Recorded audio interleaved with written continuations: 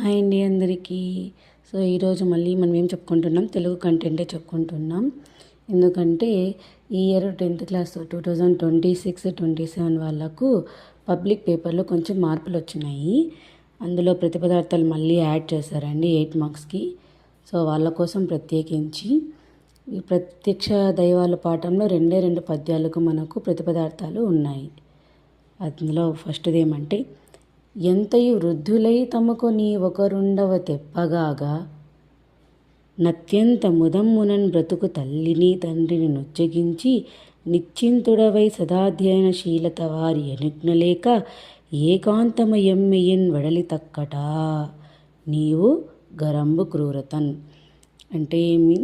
అంటే ప్రతిపదార్థం అంటే ప్రతి ఒక్క పదానికి మనం అర్థం రాయాలి. అర్థం ఏ విధంగా రాయాలి అంటే, మళ్ళీ వీటన్నిటిని మనం యాడ్ చేస్తే మీనింగ్ఫుల్గా రావాలన్నమాట, భావం. అలాగా మనం రాయాలి. ఓకేనా?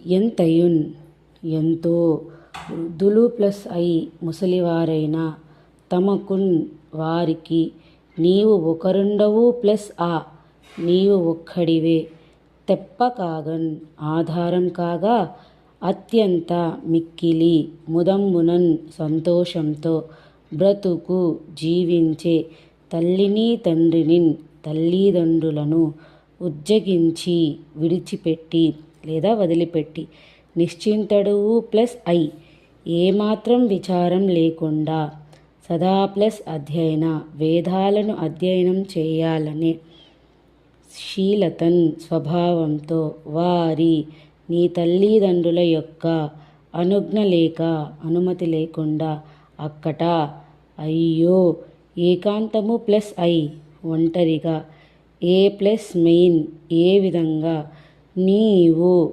నువ్వు కరంబు క్రూరతన్ మిక్కిలి కఠినత్వంతో వెడలితి వెళ్ళావు. అన్నీ ఒకసారి మనము చదివితే, ఎంతో ముసలివారైన వారికి నీవు ఒక్కడివే ఆధారం కాగా, మిక్కిలి సంతోషంతో జీవించే తల్లిదండ్రులను వదిలిపెట్టి, ఏమాత్రం విచారం లేకుండా వేదాలను అధ్యయనం చేయాలనే స్వభావంతో నీ తల్లిదండ్రుల యొక్క అనుమతి లేకుండా అయ్యో ఒంటరిగా ఏ విధంగా నువ్వు మిక్కిలి కఠినత్వంతో వెళ్ళావు. ఇది ప్రతిపదార్థం. మనం అన్నీ చదివితే బాగా కరెక్ట్గా మీనింగ్ఫుల్గా ఉంది అంటే మనం రాసింది కరెక్టు అని. అలాంటి చూడండి, ఒక్కొక్క వర్డ్ ఆర్డర్గా రాసుకుంటూ పోయినారు. కొన్ని చోట్ల మనం మీనింగ్ఫుల్గా వచ్చేలాగా మార్చుకుంటామన్నమాట. చూడు, ఎంతయున్ వృద్ధులు ప్లస్ ఐ, తమకున్ నీ ఒకరుండవా, నీవు ప్లస్ ఒకరుండవు ప్లస్ ఆ, తెప్ప కాగన్. ఎందుకంటే నా అకారపుల్లి ఇక్కడ పోయిందంటే అత్యంత అవుతుంది కాబట్టి, అత్యంత మిక్కిలి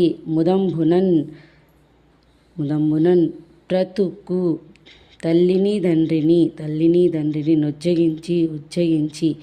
ఈ దీంట్లో నకారపుల్లి ఇక్కడ పోవడం వల్ల ఇది ఊగా మారిపోతుంది. ఉజ్జగించి అంటే వదిలిపెట్టి. నిశ్చింతుడవు సదా ప్లస్ అధ్యయన శీలతన్ వారి అనుజ్ఞ లేక, ఏకాంతము ప్లస్ ఐ, దీంట్లో ఐ ఇక్కడికి పోయిందంటే మనకు ఆగా మిగిలిపోతుంది, ఏగా మిగిలిపోతుంది. ఎమ్మెయిన్ వెడలి తక్కట వెడలితి. ఇక్కడ వెడలి మనకి ఇక్కడ రావాల్సింది కదా, ఇక్కడ కాకుండా మనకు అక్కట మాత్రం వచ్చి మళ్ళీ వెడలితే చివరి వచ్చావు అంటే ఇది మీనింగ్ఫుల్గా వచ్చేలాగా మనం మార్చుకోవచ్చు అనమాట. నీవు గరంబు నీవులో ఉన్న కరుపులు ఇక్కడ పోయిందంటే కాగా మారిపోతుంది. తర్వాత క్రూరతన్. ఈ విధంగా మనము ఆర్డర్గా మీనింగ్ఫుల్గా వచ్చేలాగా రాసుకుంటూ పోతే ఇది ప్రతిపదార్థం అవుతుంది. ఇప్పుడు ప్రతిపదార్థం రాసిన తర్వాత కంపల్సరిగా భావం రాస్తేనే మనకు 8 మార్క్స్ వస్తాయి, లేకపోతే రావన్నమాట. భావం, కౌశిక మహర్షి, నీ తల్లిదండ్రులు వృద్ధులు, వారు నీపై ఎంతో ప్రేమతో జీవిస్తున్నారు, వారికి నీవే ఆధారం. కానీ నీవు వేదాధ్యయనం చేసి జ్ఞానాన్ని పొందాలని భావించావు.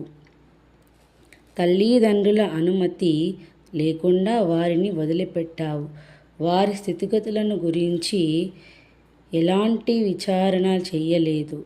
ఈ కఠినమైన ప్రవర్తన నాకు నచ్చలేదు అని కౌశికమునితో ధర్మవ్యాధుడు పలికిన మాటలన్నమాట. ఇది ప్రతిపదార్థం.